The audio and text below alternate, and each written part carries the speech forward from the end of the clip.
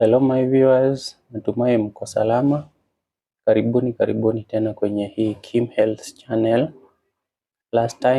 Our last video that we made, tuliweza kuangazia mambo kadha wa kadha ambayo yanaweza sababisha mwanamke mjamzito kuweza kuwa ana experience ama kutoka damu wakati ana ule ujauzito in the first trimester ama kipindi cha kwanza cha miezi mitatu cha ujauzito. Na kwa hii video tutaendelea na the same topic, lakini leo tunaangazia the common causes in the second and third trimester. Remember we said sometimes it is normal and it auto clear when you have bleeding and spotting in the first trimester. But unapoweza experience ama utakapo experience bleeding in the second and the third trimester, it is your high time to run and seek medical attention, kwa sababu unajua kuanzia miezi 3 kuendelea juu, huyo sasa ni mtoto ambaye most of the time kuanzia miezi 4 ameanza kuform most of the body parts. So in the second trimester and the third trimester, wakati unapoweza kuexperience zile spotting ama bleeding, don't ignore.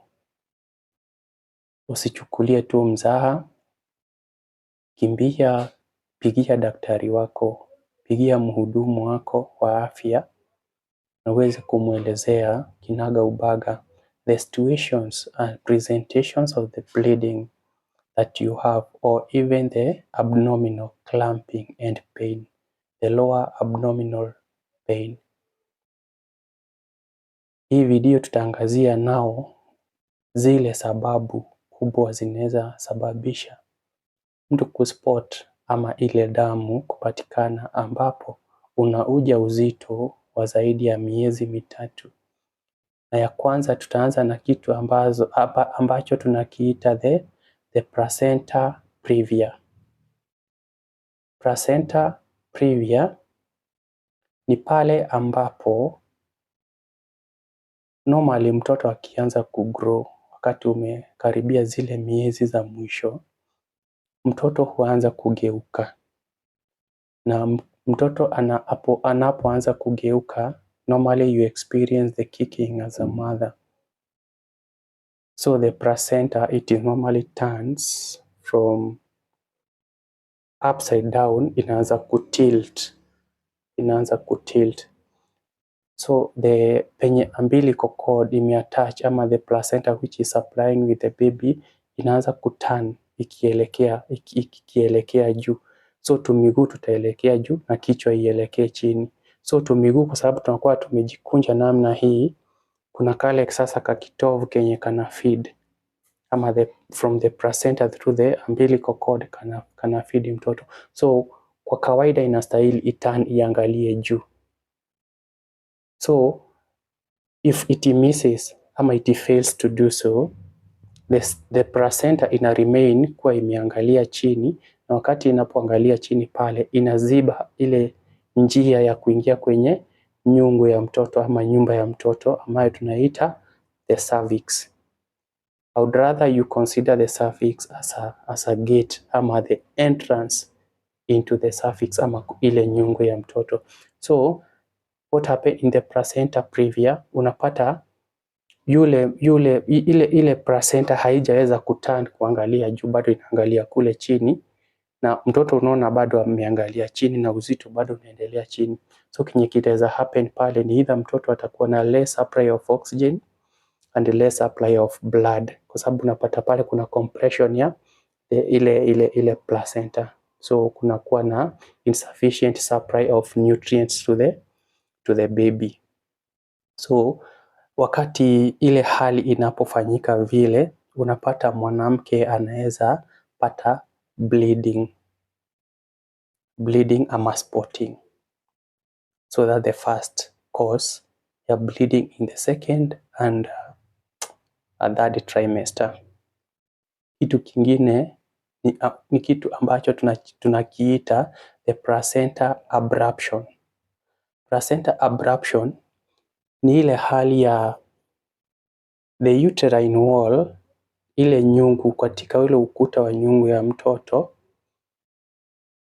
na kile kibag ama the bag ama the sac that is carrying the baby together with the amniotic fluid zinapoweza kuachana, abruption, ama ina detach.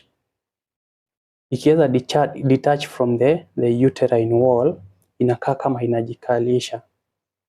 And there are 3 categories or the stages of abruption. Inaweza detach. Kategori ya kwanza ambayo tunajiita the marginal, ama inajiattach tu kidogo sana. We have the partial, also inaweza kuwa imejiattach kiasi kikubwa tu kuliko the marginal. And we have what we call the complete detachment ama abruption. Ile inapofanyika pale ni njia moja ambayo inaweza sababisha wewe kwenda CS. Abruption, complete abruption ikifanyika pale, it can call for a emergency where the healthcare providers anaweza consider that is a cesarean section, ama utaweza kuenda CS ndio waweze kusave yule mtoto. Sababu zinazosababisha the abruption ama ile detach kwenye ile wall ni wakati ambapo unapata accident ama trauma. Maybe umegongwa kwenye tumbo lako ama umeweza ukaanguka. Sababu zile juu ya ile shake ama the impact inaweza fanya the placenta abruption kufanyika. And during that time unaweza pata kuna ile bleeding pia. Mwanamke anapata bleeding. Sababu nyingine yenye inaweza fanya pale mwanamke aweze kupata bleeding, it is either during sex or after sex. Wakati umefanyiwa ile test ya pap or what we call pap smear, ile nayo inaweza fanya mwanamke kuexperience damu ya hizo tumetaja. So nyingine ambayo inaweza fanya mwanamke kupata damu ama damu inatoka in the second and the third trimester ni kitu ambacho tunaita preterm labor, ama unaweza pata mtoto before wakati wako wa kupata mtoto, before the 37th week haijafika. That's what we call a preterm labor or any miscarriage that happen before ama kwa wiki ya the 20th week, wiki ya 20. Anything that happen or miscarriage that happen before 20th week is termed as a preterm labor ama stillbirth. So preterm labor inaweza kosiwa na vitu vingi kama wewe una smoke. It can also be caused by age, whether you have previous experiencing of cervical, vaginal or other surgeries, whether you have complication as a woman. So ile inaweza sababisha the what we call the preterm labor. Kitu kingine ambacho ni the common or the most common ni kitu tunaita preeclampsia. Preeclampsia ni pale mwanamke anapopata high blood pressure ama ule msukumo wa damu wakati ule ako na ujauzito. Preeclampsia ile inaweza sababisha mwanamke kupata preterm labor, kule kupata mtoto before wakati wake kamili haujawadia. Kitu cha mwisho ambacho tutaenda kuongelelea ni something that we call the incompetent cervix ama insufficiency, cervix insufficiency. Hivyo ndivyo inavyoitwa, na hii hali ni wakati uko na matatizo ya ile gate, what we call the cervix, ile njia ya kutoka kwenye the vaginal canal ama the birth canal kuingia kwenye nyumba ya mtoto. Ile njia inayofunga pale kuingia kwenye nyungu ya mtoto, hiyo ndio tunaita the cervix. The cervix inapopata matatizo inaweza kuwa ina soften na inakuwa smooth and then it shrink, inaanza kushrink. Ile situation ikianza kuhappen, unaweza pata mwanamke ameanza kuspot ama kuna ile damu itatoka pale. And incompetent ama cervix insufficiency ndicho chanzo kikuu cha most of the miscarriages zenye wanawake wana experience. Cervix yako inaposhindwa kucontain ama kuhold ile uzito ya mtoto, unajua ako juu pale na kuna ile nyungu ya mtoto na mtoto maybe ameangalia chini, huwa anaanza kuturn masiku zinapoendelea kuadia, maybe you are due mostly in the third trimester. Mtoto anapoangalia chini pale unapata in the second ama third, your cervix inashindwa maintain ule uzito na such kind of the things that we have explained. Your cervix might turn smooth, soft and inaanza kushrink. Ile condition inafanya wewe bleed na ina threaten yule mtoto kutoka.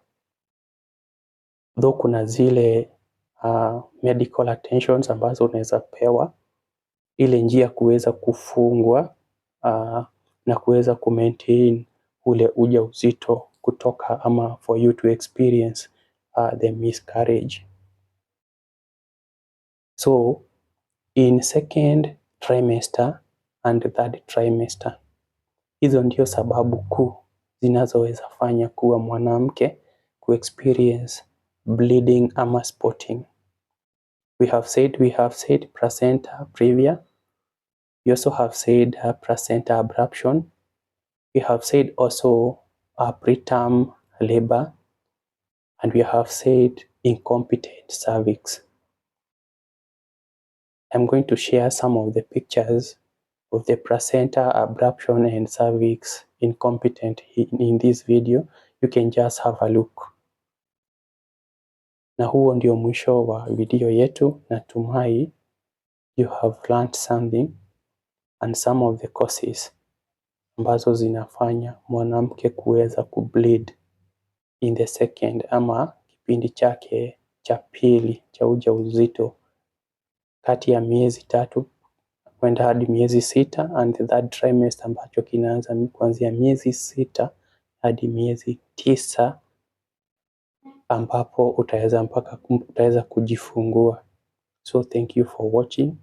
Kama huja subscribe, consider subscribing. Give this video a thumb up and share it with someone that you may consider this information may of great help and paramount to them.